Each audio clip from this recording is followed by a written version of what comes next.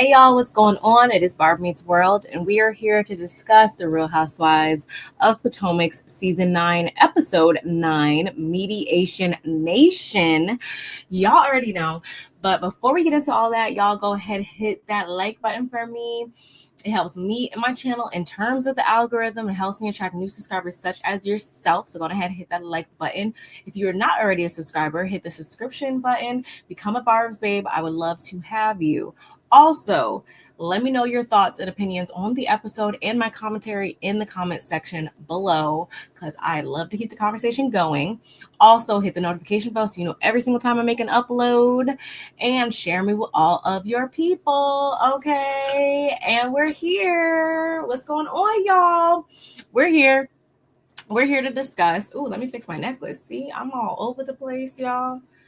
I am all over the place. And if you like this necklace, go ahead, hit that link in the description box and shop my jewelry. Use the code Janice, of course. But anyway, y'all. Anyway, gosh, now that all the housekeeping's out the way, I just need to tell you guys that the season's still giving. I'm still very much intrigued. Although this episode wasn't like a huge deal, if you will. I will say that it still did keep my interest enough to expound upon a couple things that popped up. So let's get into all that, y'all. My social medias are scrolling along the bottom of the screen, so make sure you follow me on all the places that I can be located at. And let's get into it. Mediation Nation, y'all. We pick right up where we left off. We have Wendy and her part. Y'all, first of all, let this be the last time that we speak about Wendy's birthday, her birthday party, all things of that sort, y'all. I pray to God that this is the last week that we have to discuss anything about that. And this is coming from a fellow Gemini herself. But, you know, honey, we've been talking about this for episodes and episodes and episodes and episodes. And I don't feel like we really quite got a big glimpse of the party for real. Like, it was just a lot going on and not enough happening at the same time, if you get my drift, right?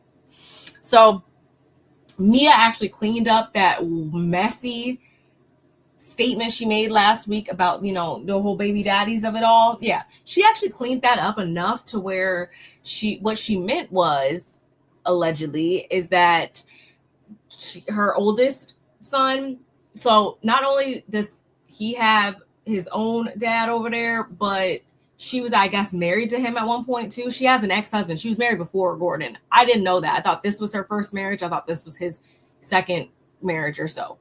Nonetheless, that's what she meant when she said baby daddy. So she says they actually have their own individual relationship too, apparently. And it was actually Jacqueline also chiming in to talk about some, can I speak? I was there. Thank you.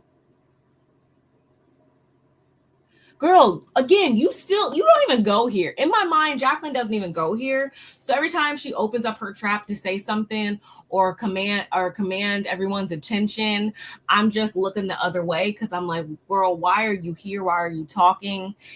Get off my screen. Bye. Don't come back. In that order. So anyway, Wendy, she tried to clarify what Jacqueline was saying by saying that Mia is putting up a facade. That's kind of what it seems like. It's kind of seeming like, you know, we're seeing one thing over here, but it's not really equaling out to that in the end. We have you over here saying one thing, but then every time we turn around, Gordon is going off. He talking to TMZ. He doing whatever. He talking about he don't, you know, have it to do. He doesn't want to be, you know, around y'all, you and Ink, the whole nine. You guys get me. Y'all get me.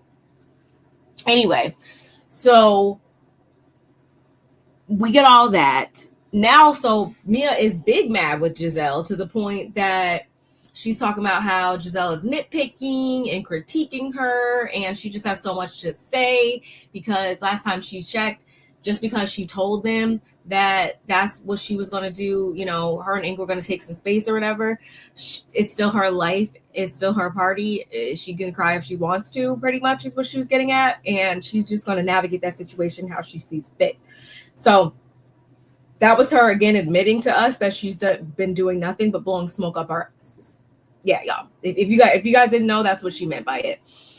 And that just tells me that, again, she is not beyond dropping to whatever level she needs to drop to in order to be entertaining. And I'm using air quotes because I don't find a lot of what Mia is showing us right now to be entertaining. And that's not to only put the blame on her, because Gordon, don't get me wrong, he's very much at fault for it. Ink, you're messy too. Jacqueline, we're gonna throw you in there too, because you know you wanted the pack, you won in the litter.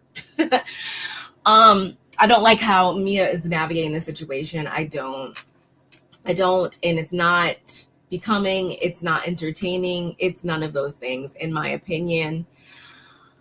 What else happened here? Maybe because I was in the military, of course, I'm familiar with using the word citation without it having a negative connotation. But in this episode, a lot of people were confused about what citation meant. Even on the blogs and in the comment sections and different things, people were also confused too about what a citation is. I was confused. Wendy didn't misspeak. She did receive a citation from the governor, the governor of Maryland. So shout outs to her for that.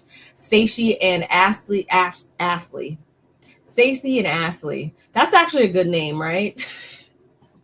Anyway, Stacey and Ashley. Y'all bear with me. I've been running my trap all day. I just got off of work not too long ago, which is why I'm dressed as such. Nonetheless. So we have Ashley and Stacey over here talking about how they both have upcoming mediation appointments, hence why this episode is entitled Mediation Nation. And Stacey's going into things very optimistic. We also got this awkward scene between her and TJ yet again. I don't want to see that man. I really don't. I don't want to see him again on my screen. I don't care to see him on my screen. I want you to do better, Stacey. I really do.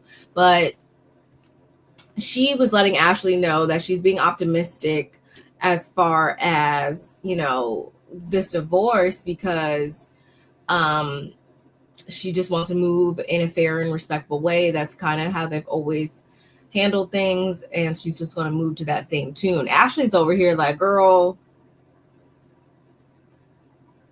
really? In my Jamie That's Me voice, good luck. Like, are you kidding me? Like, Stacey gives off that she's a lot smarter than this, but in this episode, she definitely let me down. She really did. And they being Ashley, I guess, in the situation, actually brings this conversation over to Karen and Gizelle and kind of rallies them around to kind of, you know, put Stacey on game. And because this is something that definitely someone like Gizelle is an expert on, in my opinion. And she actually speaks about that, how she didn't go into her divorce blind because she knew where the accounts were, she knew where the money was. And that is because these men, they will make sure that you don't leave that situation with anything. That's coming straight from Gizelle's mouth. And this is, when it comes to her kids and how she goes about divorces, those are two things I can actually agree with Gizelle on. Anything in between that, we're still working on that, okay? But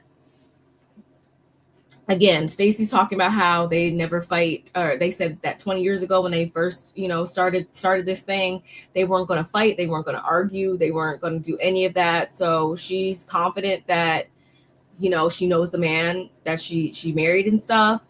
But we have Gizelle and Karen letting her know that, yeah, well, you know, that always sounds good, that, you know, you're going to go about it in the best possible way possible. But when you're really in knees deep in the shit, it doesn't go down like that.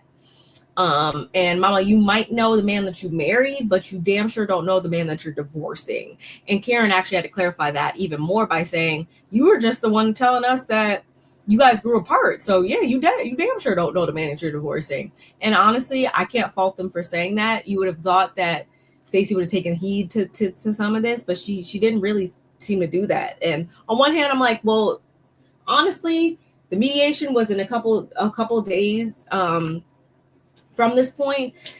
if she didn't already come to this conclusion before you guys sat her down and told her this, y'all, she wasn't going to come to this conclusion.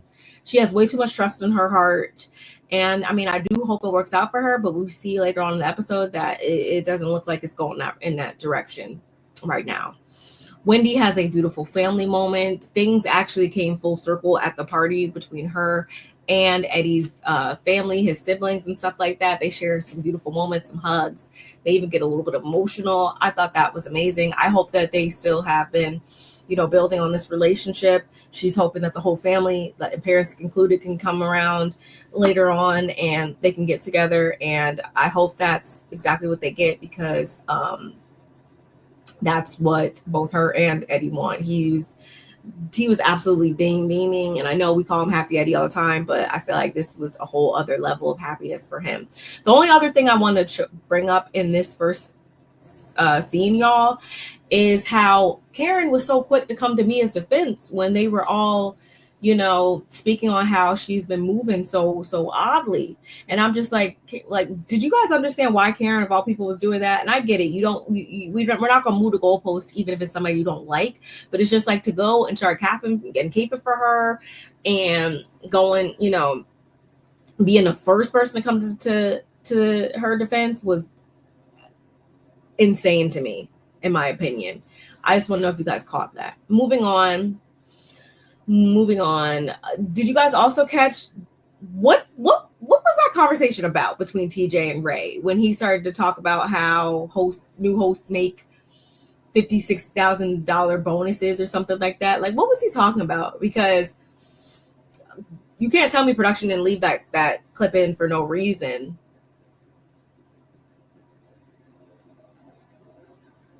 Stacey, are you sure you guys are compatible? I just don't believe that you guys are compatible. I don't. I'm sorry. Anyway, Gizelle and Grace have a cute little mommy-daughter ice cream date. Grace is now going on to fulfill her second year in college. She's done her first year. She says there's been ups and downs throughout the year. She even shocked herself in the end because, she did feel like she did good. Some of the downs, of course, included the passing of her grandfather. And Gizelle actually starts to speak about that and starts to talk about how she's had back-to-back exits from her life. Like, first it was her dad, then it was Grace, and now it's the twins. And, so although Gizelle pisses me off every chance she gets, it seems like, I will say that is a huge transition for somebody who is so hands-on when it comes to their children, especially because that's one thing we cannot take from her. Gizelle is a good mom from what we've always seen. And she really relied on her girls, the twins, especially during that time. They kind of, held her together pretty much when she was going through such a great loss like that. And we're actually going to hear more, I guess, about the division of her dad's assets or his will or whatever. Apparently there's some trouble in paradise, I guess, when it comes to that. Not surprised at all. I've dealt with my own fair share of family drama surrounding loss, and I know how ugly it can get, y'all. So I hope that's not the case for Gizelle, but it's looking like it probably is, right? Anyway, so and Adore, the twins are going to two different schools, and it's looking like Adore might be the one to break faster than Angel because she relies on Angel for everything, apparently. I hope they're doing good. I really do. Moving on, y'all. Ashley is on her way to mediation. Why were those boys back on the countertops, y'all? I can't make this up. I can't figure it out to save my life. She says that one of the worst possible scenario for her is she won't have the kids for weeks at a time. Ashley, I'm not going to sit here and tell you that man doesn't love those children. He didn't want those children. I'm not going to tell you anything like that. But what I will say is, I don't think that Michael is the first person beating down your door talking about they trying to take your kids for weeks at a time. I just don't see him being that type of person, being in that type of space right now in his life.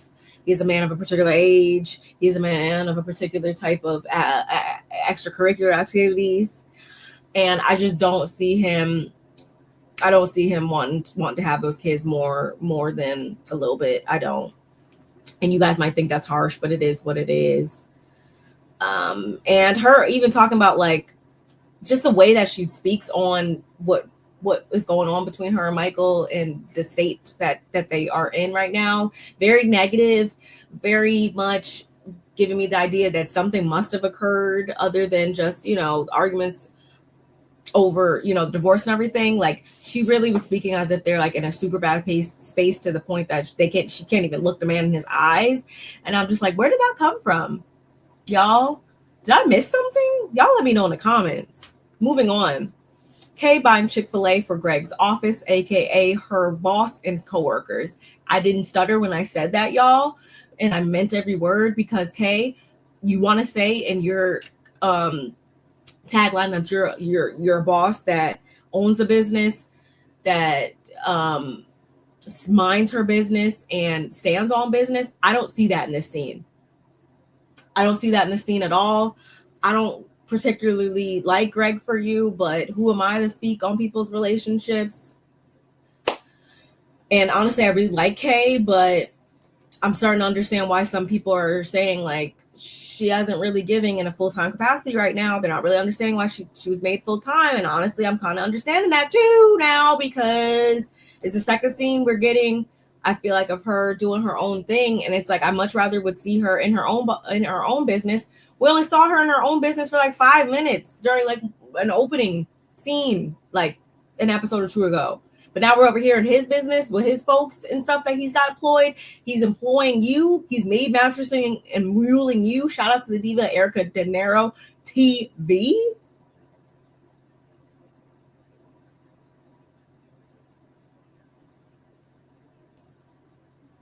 Him telling you looking cute, but you're not really, you know, doing nothing for real. That's exactly what he said. Are you reducing yourself right now, Kay?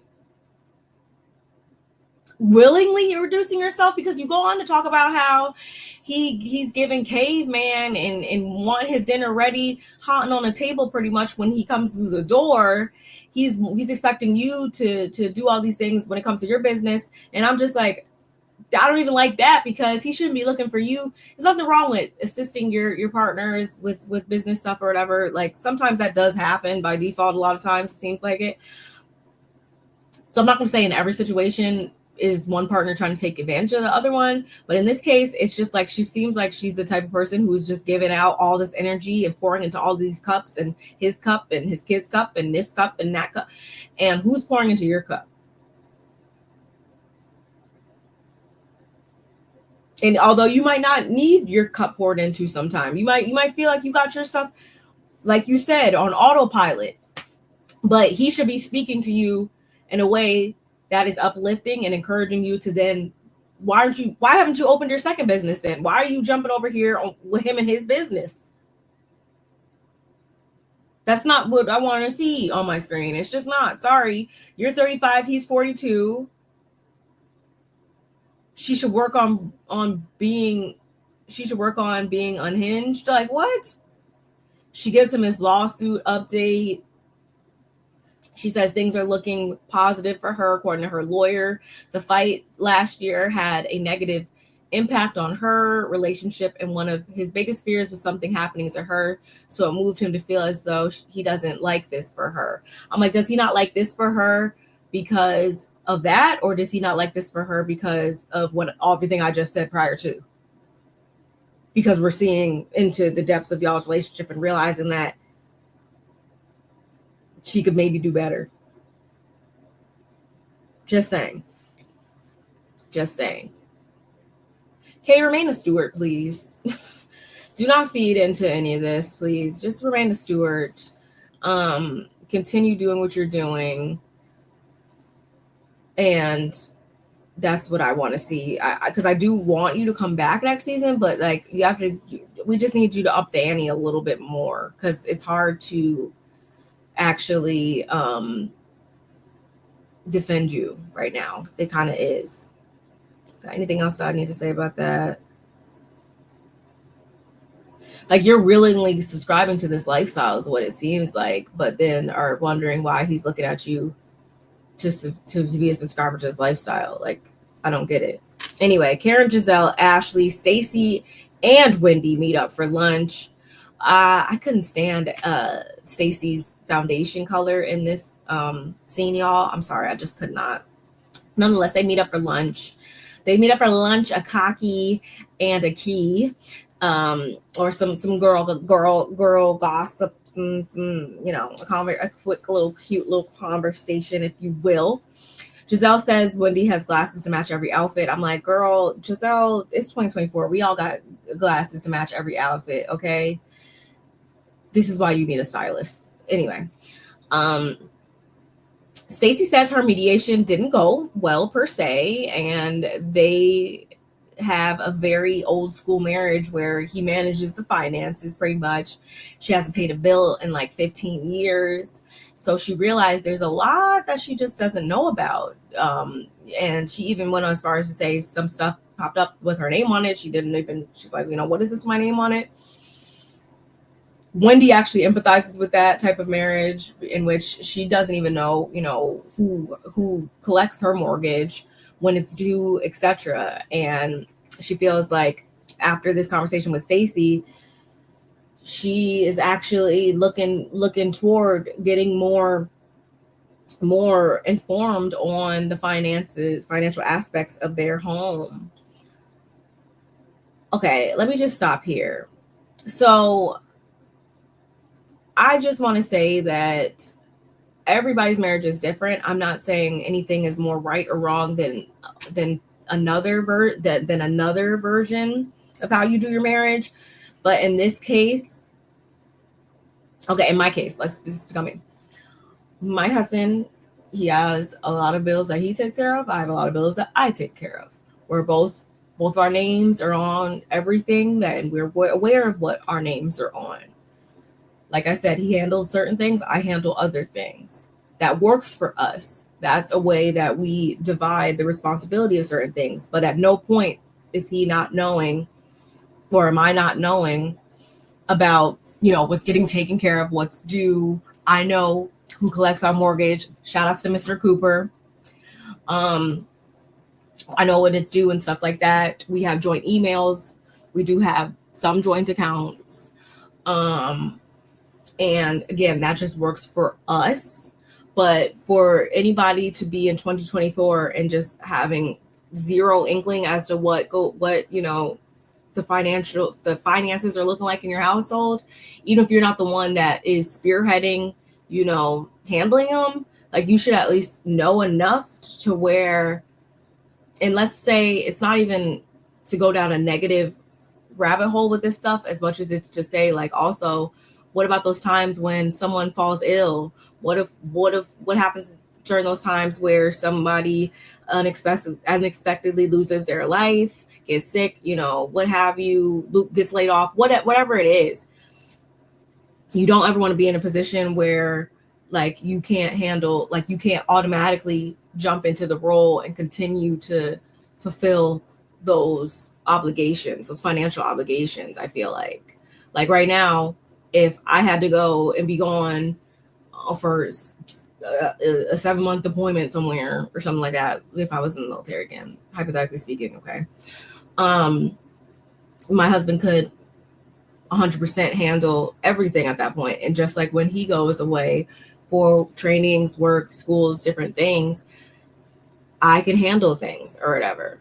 That's what works for us. But just going around and just being completely oblivious is not what I personally recommend.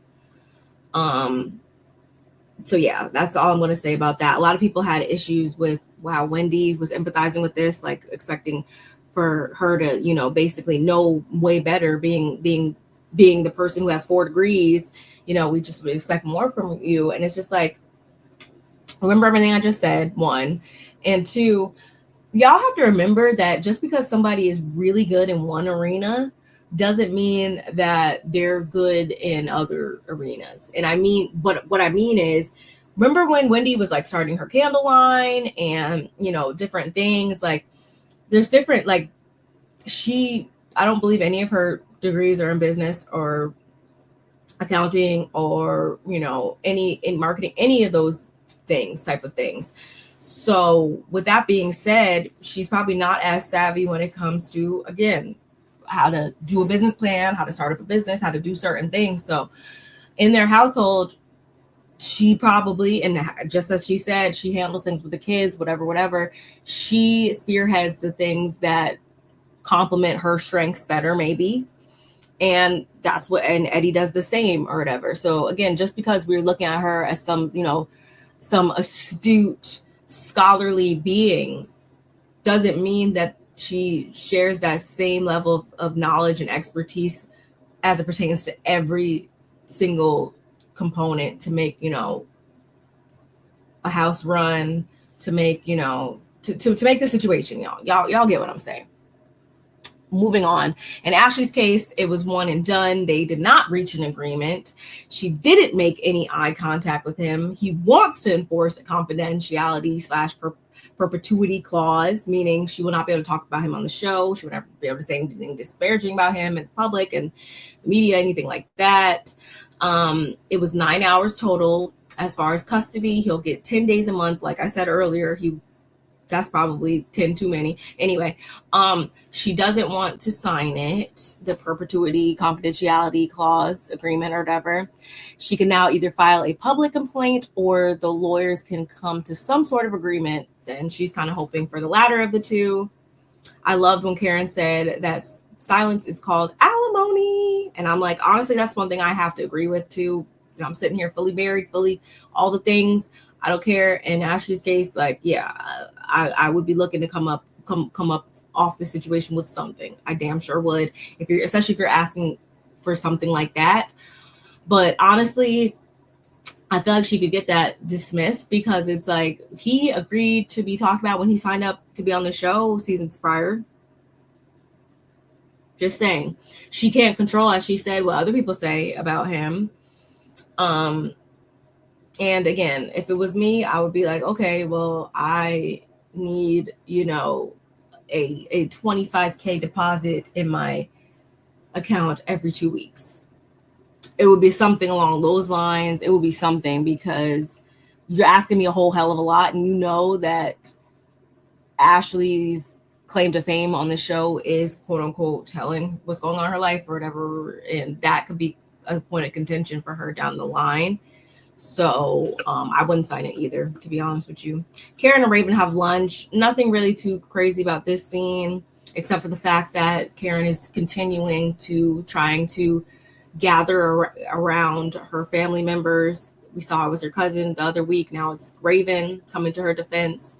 And although I 100% agree with what Raven said,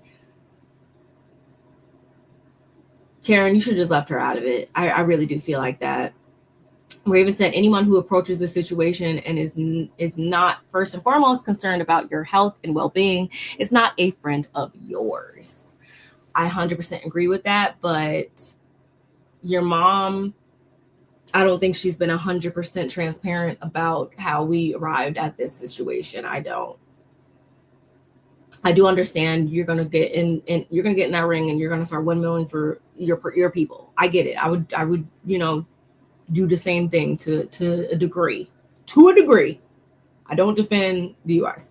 I don't. Sorry. And then again, two things can be true AF at the same time. No, a true friend should be concerned about you, of course, first and foremost, but that doesn't negate the fact that these charges, the way that it's been described, the way that this is not her first offense like this, like we have to take a lot of those things into context when we're assessing how we want to support an individual. But nonetheless, she's doing great as far as in her career. She just landed a huge Amazon deal.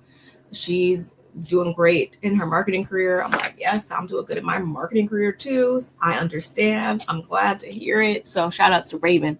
Moving on. Mia takes Jacqueline for a wardrobe makeover, not understanding why she didn't take herself as well. This is coming from somebody who actually has some of the same Fashion Nova outfits as Mia. Yes, I can show you, and I do. And if you guys have been here for a minute, you will know. And I've brought on camera similar outfits that we had in common. If we were by ourselves, I'd kiss you on the lips. Like at this point, it's like on one hand, I think Jacqueline is trying to play into play into this whole them having a secret lesbian relationship. Shout out to Lisa Nicole Cloud here. But it's just not landing. Like, things just don't land with Jacqueline. Her bob was cute enough here. I wasn't mad at her bob. Some people didn't really see it for her bob in the scene. I thought it was cute enough. But anyway, didn't really care about either of those outfits she tried on. Mia's going in on Jacqueline as if she's got her look all the way together on our screens. Clock that as well, but not really expecting anything more from Mia, because she's always looking to what did Karen say a couple episodes ago?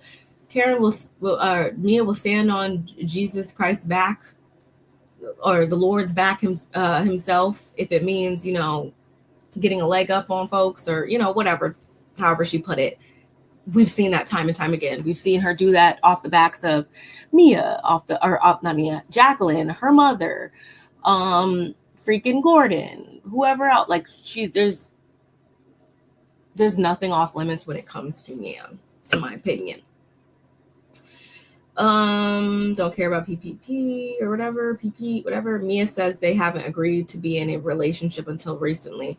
I need more clarification on that. When Mia said that about her and Ink, that made me think that you brought this man into your children's lives in a full type of capacity, in a formal freaking full-on capacity, before you guys were even official, or as Jacqueline would say, before you even sorted things out with Gordon and everything or whatever. Like that alone is just insane to me. That's a whole other level of just like, you just move in however you want to move, and you don't care who it impacts.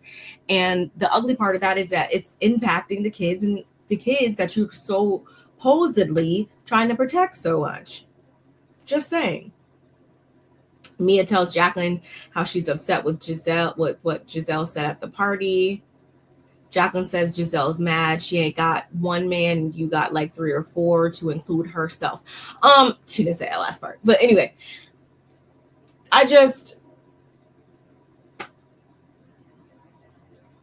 Mia needs to be mad at herself. And I'm standing on that one. I really am, y'all. Anyway, Ashley's participating in a fundraiser for New Hope Housing, I believe it was, which is dedicated to homelessness in like the DMV area. I thought that was awesome.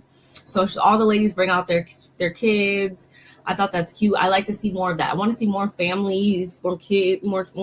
I love that about Housewives. I really do. The franchises that really just have all the family members and the friends and these people and the aunties and the mother-in-laws and all the people around. I really love that. I do. I really do, y'all. Mia hugs Gizelle, only to say that they'll have words later, and everyone's confused just as much as we are confused about the things that Mia's been displaying on our screens for the last 9 weeks. Okay. There was a couple parts in this episode that really made me holler, and Gizelle referring to Ink as Elf on the Shelf was one. It really was. Because it's like she didn't even need to tell us who she was talking to or talking about, because we instantly knew exactly who she was talking about. That was a good one, Gizelle. I have to give it to you. That was a good one. Like, I lost all composure when she said that. So Ashley's gonna be like scaling the side of this building. Wasn't a big deal to me. Good for her or whatever, though. I feel like, even though I don't do heights, I really don't. I like to think I could do that. I'm a little bit of a daredevil, y'all. I'm sorry. But she did it. So good for her. Her kids are now going to refer to her as Spider Mama, I guess. Cool. Mia and Gizelle do have this talk, though. Mia says if she ever had anything that bothered her, she was going to come to Gizelle directly with it. So here it goes. She told her about how, she had told Gizelle, and it wasn't just Gizelle, she told whoever was at that GNA event about something sensitive that she was dealing with. And then turn around at Wendy's party, Gizelle starts questioning why she posted certain things on social media and, whatever. And Gizelle was like, yeah, I mean, like, it was a legit question. Like, it wasn't even trying to be like shady, anything like that. And I honestly took it that way when Gizelle said it. Like, there's just like, enough is enough. Like, what is lies? What is the truth? What is really going on here? Because something doesn't smell all the way right. It doesn't smell all the way cooked through, and we have questions. I feel like that is fully understandable. Mia is the one that roped them in the beginning by saying that she even said at that GNA event that she had something to tell Jacqueline, but they could all come around or whatever. So if you didn't want anybody to potentially bring this back up in front of your face or behind your back or however you want to put it, you should have kept your damn mouth shut, Mia. You should have. And this is where it gets kind of gross to me too, because Mia tries to like draw parallels between these instances, and she brings up the fact that Gizelle told her that her girls were sneaking boys in the house in the DR, and that was something that she didn't want to be brought to the group or whatever. And Gizelle at first was like, they didn't do, like, what are you talking about? They didn't do that. And Mia's like, oh, and she continues to assert herself and say that, you know, you caught a boy going around the back. She says you caught a boy on the ring cam or whatever. Or they did have boys sneaking in the back of the house. It was like she put this extra stank on it that almost made it seem like she was trying to slut shame the girls. And I don't like that. I don't like that shit whatsoever, because from everything that we've seen, first of all, they grown at this point, one. And two, even in the past, they're of the ages of where, like, yeah, sometimes that did, you know, and it low key kind of sucks for kids these days. I shouldn't say that. Like, I was doing everything on this, and I wasn't. But yeah, kids really cannot get away with things these days with technology. But nonetheless, I just don't like how Mia was trying to paint this image of them by her particular word choice, because it was a particular choice of words what she used that had a really nasty connotation to it. And I really, Gizelle, if you don't gather Mia the fuck up, I'm done with you again. Like, I'm sorry, I'm gonna have to be done with you again, because you didn't hesitate to give Mia or give Wendy and Candace the blues for all these seasons now. And Mia says some wild ass shit in front of your face like that, and you didn't immediately. I don't know why why wasn't the scene cut? Why weren't cameras shaking? Why weren't tables being flipped?